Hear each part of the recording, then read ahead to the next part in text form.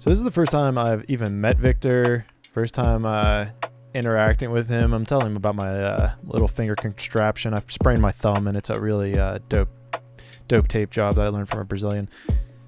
But anyhow, enough about me. Onto the role. So first time with a new guy, especially a white belt. He is 4 stripes, so I'm a little less concerned. But anytime it's the first time rolling with a white belt, my caution is always on high. I don't want them to hurt me or themselves, because whenever they're with upper belts, they can tend to think that this is their opportunity to prove themselves. We all know how that ego works. So I may have just thought he was calm from the get-go, because I kind of let him go all the way to the back, which I don't usually do, especially with even white belts I know. So maybe I was trying to test him out, see what he could do.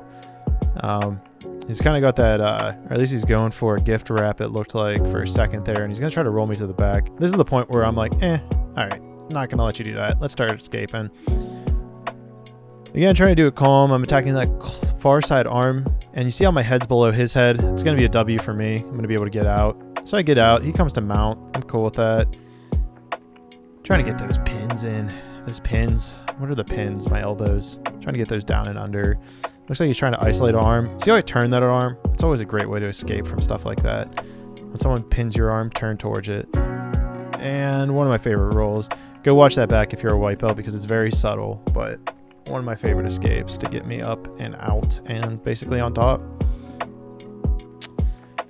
Being a close guard player myself, I always like getting these inside grips that he's trying to go for, so I really don't want him to get it, just because I know how great they are. At least that's my mindset. It feels like I'm back in a passive state. Now I'm dancing, coming around to the side, a nice little quick pass over the top. This might not be the best part for my knee, because my foot's on the other side of him, but now I go through because I had a grip on that far side arm. I kind of go for a wrist lock, which I know you shouldn't do against white belts, but our gym is pretty active about just allowing all submissions on everybody. But I'm very cautious, let's say, whenever we're with people. And here we are again. I'm going for that far side arm. Kind of like a Kimura or Americana, apologies. And I go to mount, which is always nice. Threaten the arm, and then that'll open up the mount usually for people. So go rewatch that if you're interested in understanding how to get to mount by threatening an upper body position. Now trying to thread that arm through, because I know if I can isolate that gift wrapped arm, that it's pretty much a GG for me. He turns to the side. I love the back. I love when people expose their backs. And again, we're going to find ourselves in a position I find myself frequently in here, I think, is where they turn and I kind of go with it. Yeah, see that side, but see, I'm okay to go to the arm bar position. And now again, I know it's a white belt. I could probably muscle through it and just force it, but I want to take my time and get this right. Now, I found this out after the match, but the kid's very flexible. I don't know if you'll be able to see the elbow from here, but I'm bending it and it gets to like a 90-degree position.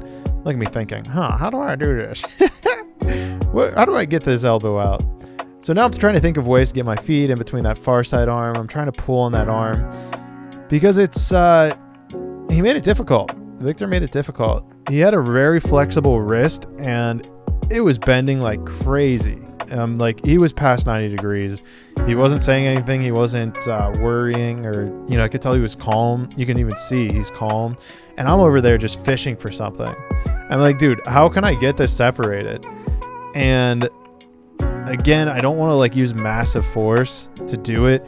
He's clearly letting me do it. So, and he mentioned this after the roll, is that he, and this is always a cautionary thing, that he likes when people are trying to get it, so it like increases its flexibility. I get it generally speaking, but I felt like it's a dangerous concept to get trapped in, especially as a white belt.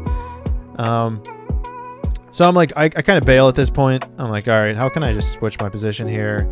I know that his neck isn't flexible, so in an ideal world, I'm going for a collar choke of some sort, because I know you're not going to be flexible enough to contract your arteries, your veins, the big ones going up the side. So it gets out. We're in a half guard or side half guard, 50-50. My mind's fried up right now, guys. I don't even know what position we're in right now. Jeez, and I teach too. If you're in the Pittsburgh area, hire me for privates. It'll be a good time. Anyhow, we are chilling, dude. And this is always an uncomfortable position, especially when someone that's bigger than you. So I was like, all right, fuck it. Let's go to this. Let's go to close guard. And this far side arm isolation, I've been loving a lot recently. Usually I go to like a shoulder or a shoulder, I think, but then I just can reverse it right here. And I started pushing and I was like, because I thought I had it for a second. I thought I had it at that initial like clutching part, but I don't know. I didn't want to force it. He even asked me after the match. Oh yeah, this was at the end. Yeah, he even asked me after the match, like, why'd you let that go? And I was like, I did not want to try and fuck up this shit, especially with kind of like the wrist. But anyhow, that's all, guys. If you enjoyed this, please remember to like, subscribe, hit the notification bell, and I'll see you guys in the next video. Peace.